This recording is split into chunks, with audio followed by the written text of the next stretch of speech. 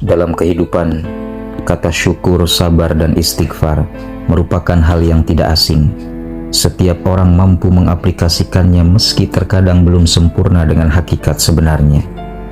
Kehidupan manusia berputar pada 3 poros dan seseorang tidak akan lepas dari salah satunya. Ketiga poros tersebut adalah syukur, sabar, dan istighfar. Allah menciptakan setiap makhluk di muka bumi dengan jaminan rizki. Allah juga membekali manusia dengan akal fikiran.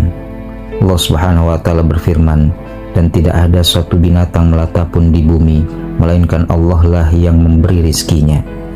Hal inilah seharusnya melatar belakangi kita untuk bersyukur terhadap nikmat yang telah Allah berikan. Syukur memiliki 3 rukun yang jika ketiganya diamalkan, maka seorang hamba dianggap telah mewujudkan hakikat syukur tersebut.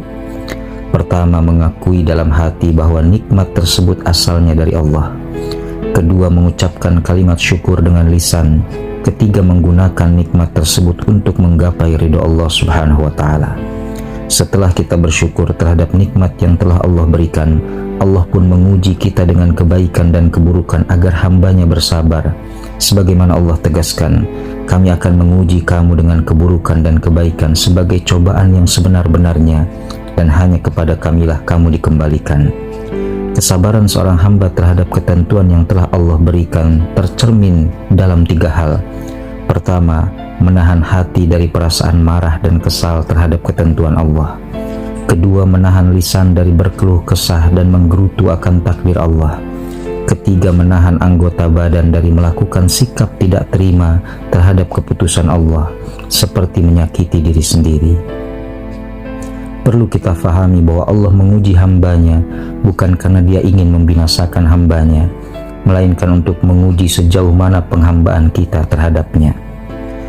Menyadari tidak ada manusia yang terbebas dari godaan setan, maka suatu saat tatkala kondisi ketakwaan seorang hamba lemah dan lengah akan terjerumus terhadap godaan setan dan dia melakukan perbuatan dosa atau pelanggaran. Pada saat kondisi inilah seorang hamba harus segera memohon ampun dan beristighfar kepada Allah Subhanahu wa Ta'ala. Seorang bijak mengatakan, seseorang mungkin melakukan suatu dosa yang karenanya ia masuk surga, dan mungkin ia melakukan ketaatan yang karenanya ia masuk neraka. Bagaimana bisa begitu? Maksudnya adalah jika seorang hamba yang bertakwa, ia akan selalu dibayangi oleh dosa yang ia lakukan sehingga ia akan menjadi takut kepadanya, mengharap rahmat dan maghfirahnya, serta bertaubat kepadanya. Hal ini yang kemudian akan berdampak terhadap amalnya. Ia akan menghindari perbuatan dosa. Sebaliknya, seseorang yang berbuat kebaikan dan ketaatan akan berakibat memasukkannya ke dalam neraka jika amal yang ia lakukan membuatnya ujub dan kagum terhadap diri sendiri, sehingga kekaguman akan dirinya melupakan terhadap Allah, dan ini akan membatalkan amalnya dan menjadikannya lupa diri. Maka bila Allah tidak mengujinya dengan suatu dosa yang mendorongnya untuk taubat, niscaya orang ini akan celaka dan masuk neraka.